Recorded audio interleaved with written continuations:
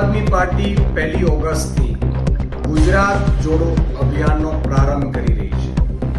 આમ આદમી પાર્ટી જિલ્લા લેવલે, તાલુકા લેવલે, નગરપાલિકા અને મહાનગરપાલિકાના વોર્ડ લેવલે અમારા તમામ લીડરો દ્વારા અંદાજે 2 મહિના સુધી ગુજરાત જોડો અભિયાન ચાલશે, જેમાં 2000 જેટલી સભાઓનું આયોજન કરવામાં આવ્યું છે. આગામી સમયમાં ગુજરાતના ભ્રષ્ટાચાર, ભાજપનો ભ્રષ્ટાચારથી થાકી ગયેલી જનતા હશે. ભ્રષ્ટાચારના કારણે, અણઘડ વહીવટના કારણે અને લૂંટ ચાલે છે, બેફામપણે કાનૂન વ્યવસ્થા છે, ગુંડાઓ, લુખાઓ, ભ્રષ્ટાચારીઓનો કબજો થઈ ગયો છે ગુજરાતમાં. એને છોડાવવા માટે આમ આદમી પાર્ટી મેદાનમાં ઉતરી છે. ત્યારે માનનીય અરવિંદ કેજરીવાલજીએ યુવાનોને પણ જે આહવાન કર્યું છે કે યુવાનો આમ આદમી પાર્ટીમાં આવે, આગામી તાલુકા પંચાયત, જિલ્લા પંચાયત, નગરપાલિકા અને મહાનગરપાલિકાની ચૂંટણીઓ લડે.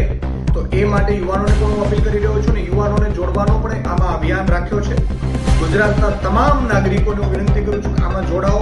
જે ભાજપની સિસ્ટમથી થાકી ગયેલા છે, આ ભાજપના ભ્રષ્ટાચારથી થાકી ગયેલા છે અને 30 વર્ષના કુશાસનને હટાવવા માટે આખા ગુજરાતને અપીલ કરું છું. જ્ઞાતિ, જાતિ, ધર્મ બધું ભૂલી અને આવો આપણે સાથે મળીને ગુજરાતને એક સમૃદ્ધ ગુજરાત, સુશાસન વાળું ગુજરાત બનાવીએ.